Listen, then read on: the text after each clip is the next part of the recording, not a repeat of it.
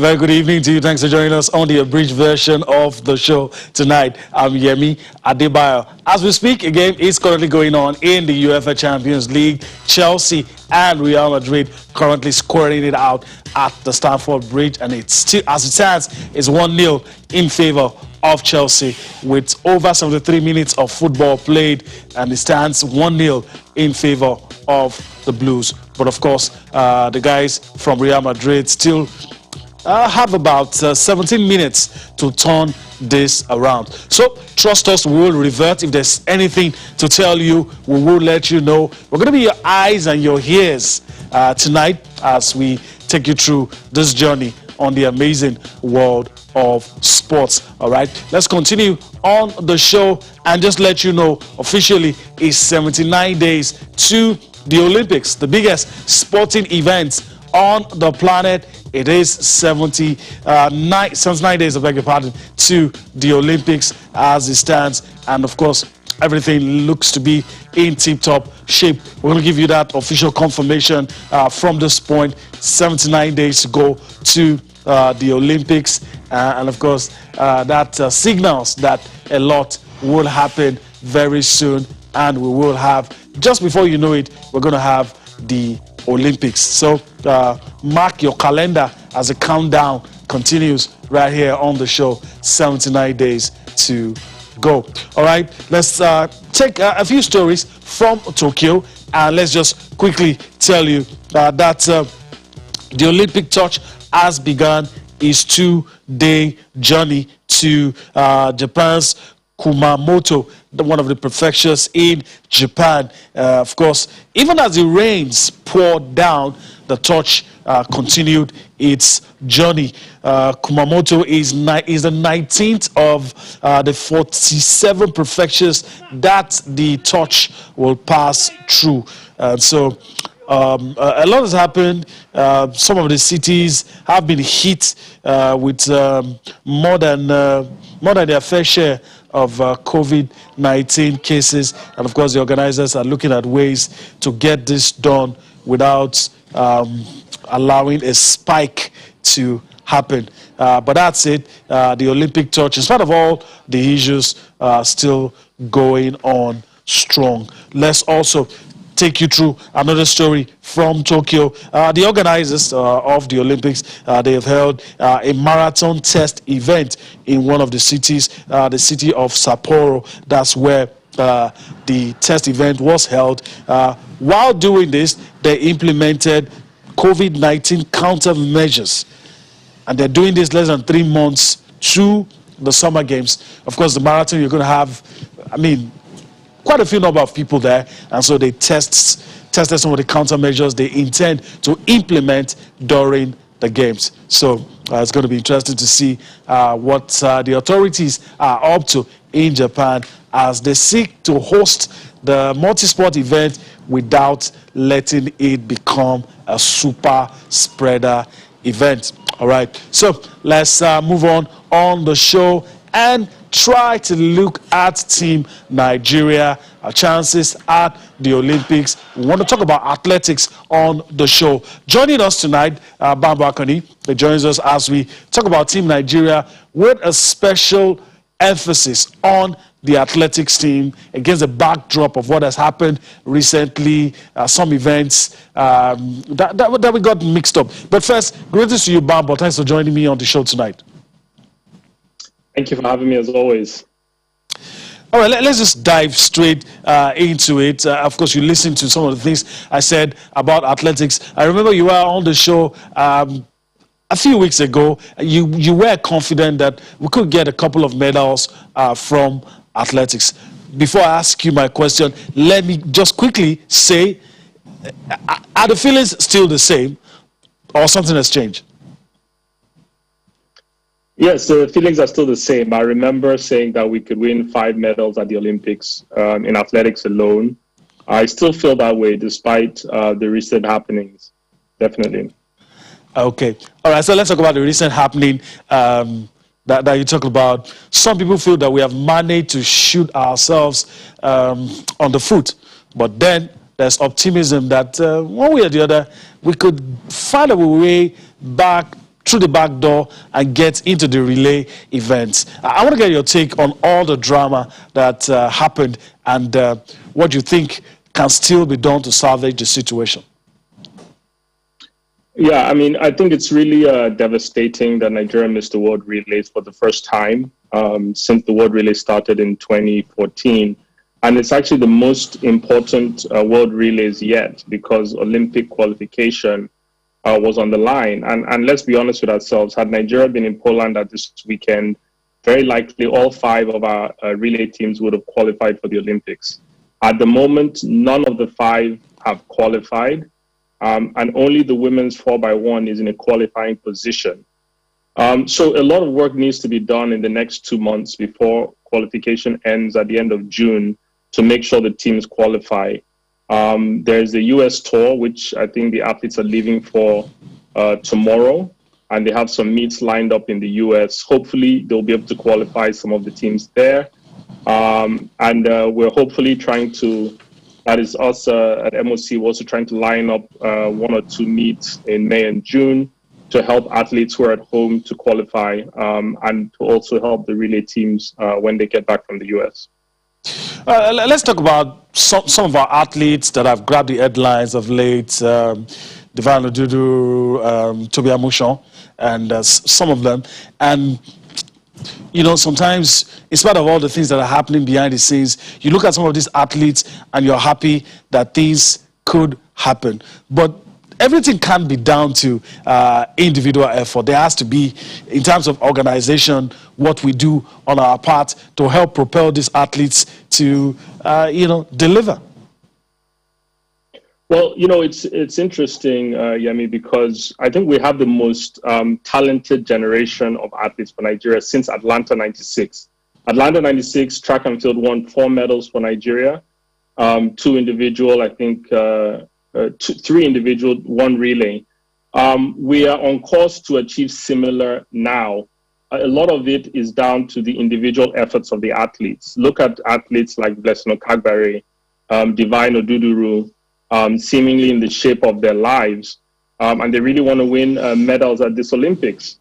So, you know, the athletes at home as well are doing very well. The relay teams are mostly medal contenders if they qualify. So let's hope that they can qualify. You know, I think the crisis in the AFN over the last year and a half has obviously contributed to this situation. There's no reason why, Nigeria should not be able to secure Polish visas. I believe there was a meeting between World Athletics, CAA, and AFN just 2 weeks before Poland to try to resolve the crisis. And I think these are some of the things that have led to the situation that Nigeria is in now. The reason why I remain positive is that a lot of our individual athletes could still win medals. I mentioned Okagbare and Odudu already. Toby Amushon in the hurdles, she ran incredible, 12.48, equaling her PB just this past few days. Obviously, Ese Brume in the long jump will be a medal contender. Ruth Osoro in the triple jump. There's so many individual performances that are really world-class at the moment. All we need to do is combine that with a few of the top relay teams, qualify. You have athletes like Favor Philly, who is blowing up in the US right now. And Nigeria will be fine, and we'll have a historic Olympics, regardless of what's happening with the AFN. They do have an election on the 14th of June, so we are crossing our fingers and hoping that, some sanity is restored to the organization of the AFN so that we can have an Olympics to remember. The haul that you're talking about in terms of the medals that you think Nigeria can win at the Olympics, if, hypothetically, if, and I'm saying if, and if is very big, if the relay teams don't get on board, would you still be as positive as you still sound?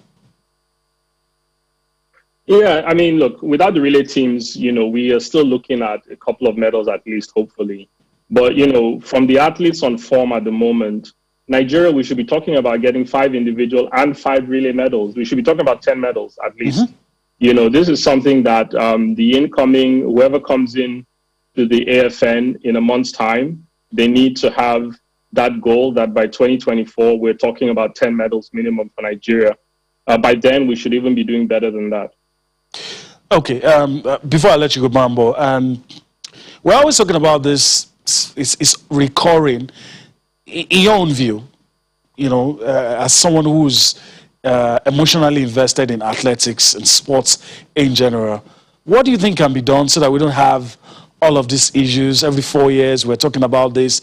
Even when an administration comes in, there's always this infighting, and the athletes do not benefit from this one, from the situation, apart from maybe the ones that are outside the shores of Nigeria, but the ones here that are on a permanent lockdown. And I mean, like they say, when two elephants fight, I mean, the grass suffers. So what do you think, or what advice can you offer so that we don't have this kind of messy situation all the time?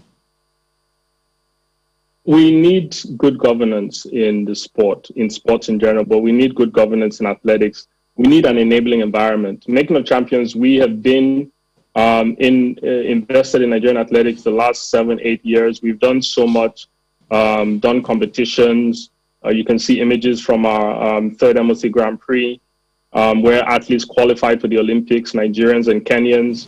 You know, and we've done so much. We've raised athletes that have won medals for Nigeria. But, you know, I think a lot more can be done. A lot more sponsors will join the cause when they know that there's good governance in the sport, when they know that there's transparency.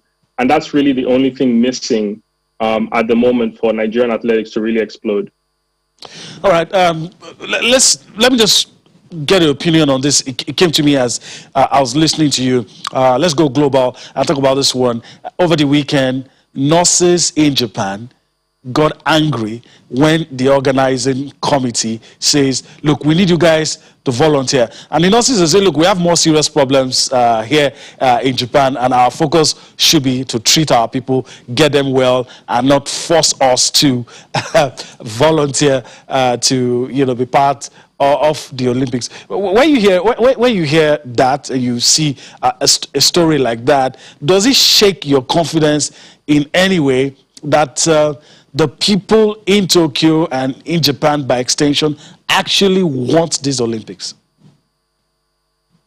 I mean, the feelings about the Olympics within Japan is understandable when you look at the fact that they have handled the pandemic better than most countries. Mm-hmm. What they're worried about is the Olympics becoming a super spreader event. I have every confidence that the IOC is going through all the steps possible to make sure that that isn't the case.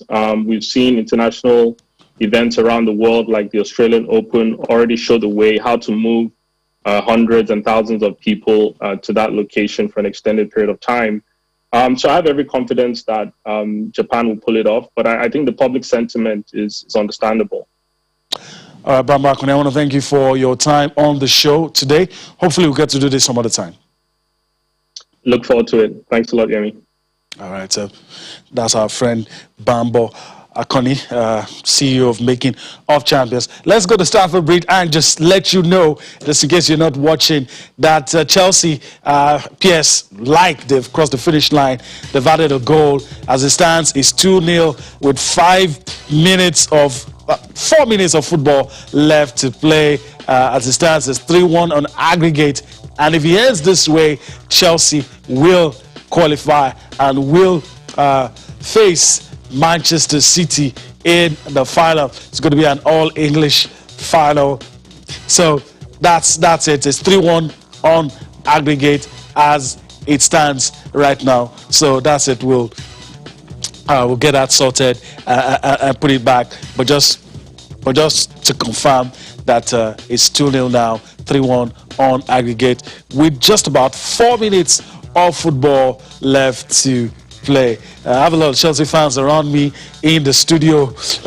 Very happy. Christian Pulisic got the goal. The American, that's why a lot of people call him Captain America, got the goal for the Blues, and it appears like they have crossed the finish line with that goal. A lot of angry Real Madrid fans around me as well. Very, very interesting. Unfortunately, I can't show their faces. All right, let's move on on the show and just quickly take a look at the Europa League. It's going to happen tomorrow. Let's give you what it looks like after the first leg so you know what to expect tomorrow. Semi-final second leg fixtures in the Europa League. Roma and Manchester United, that's the aggregate. I mean, it would take a miracle for Roma to get the job done. Arsenal will be hoping to overturn that first leg deficit. We'll see what happens in that. Okay, so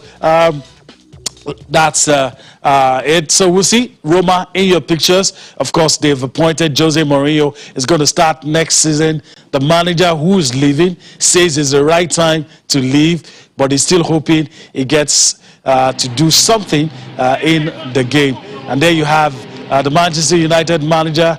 Hopefully, this time we'll be able to break the semi-final hoodoo and get his team into the final. Let's see. Let's just listen to Ole Gunnar Solskjaer, the Manchester United manager.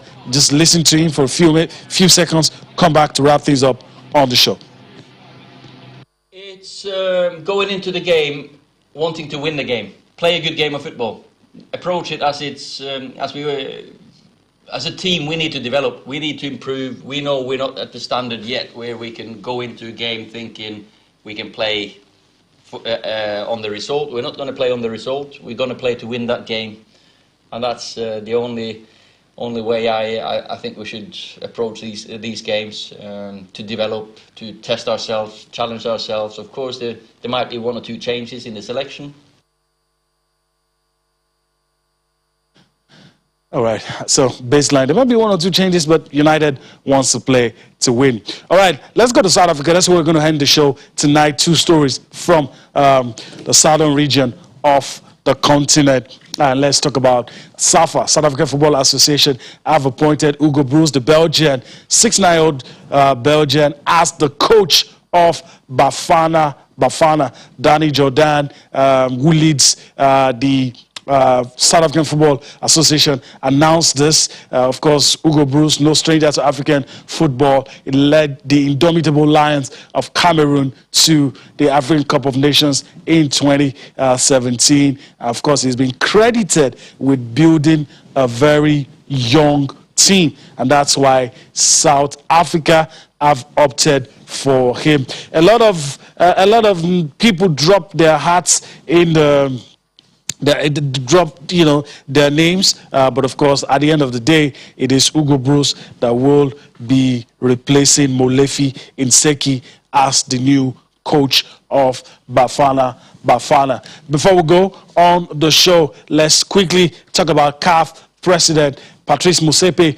He's been saying African football needs money to turn things around in African football. A lot of money has to be involved. That's the message from Motsepe. Let's listen to the CAF president, Patrice Motsepe, in his own words, talk about this. We'll come back to wrap things up on the show. Football in Africa needs money to invest in the youth, to invest in infrastructure, to make the club competitions, the prize money must be higher, pay the players more money. Club owners must also be successful. So we will have to look at starting new competitions and getting new avenues to get money for football. New avenues to get money. That's music to my ears. A lot of the people in Nigeria would love to hear that. Make the clubs richer, make the players richer, make everybody enjoy the game and get paid while you're playing football. I say again, music to my ears. Hopefully Patrice Motsepe will be able to do that. We're talking about SAFA earlier. Let's just allow you listen to Danny Jordan announce the new coach of Bafana. That happened today. It had been delayed because of COVID-19, but today finally they got a chance to announce who the coach is, and this is what he had to say. The name of Hugo Broos was presented to the NEC, and it was unanimously agreed upon by the national executive members of the South African Football Association, and they are all here. So it was a unanimous decision and endorsing the recommendation from the technical committee. Hugo Bruce, as you may know, is a coach who won the AFCON in 2017 with Cameroon, where he started building a new team and a young team. All right, Danny Jordan. Of course, SAFA is a well-oiled machine. The technical committee made recommendations. The board unanimously agreed, and Hugo Bruce is the new man. That's how it's done. That's how it should be done. That's how football is run in places where football works. All right, let's go back to the UEFA Champions League. Let's see if anything has changed before we leave the studio. Let's just see. It appears like Chelsea running away with it. The lead 2-0 with just about 3 minutes in injury time, but it's still 2-0. It's still 2-0 as it stands, and of course it's going to come up on your screen shortly. That's it. It appears like Real Madrid will not be able to do anything. Their journey is going to end today, and Chelsea, who get to play in the final for the first time in a long time. Last time they played in the final was when they won it in 2012, and so that's it. It's going to be an all-English final, Manchester City and Chelsea. It appears that's the way it is going to be. All right, that's the show for today. Thanks for being with us. We're going to be here again tomorrow. Thank you on a trip across the morning spinning world of sport. I'm Yemi Adebayo. Bye-bye now.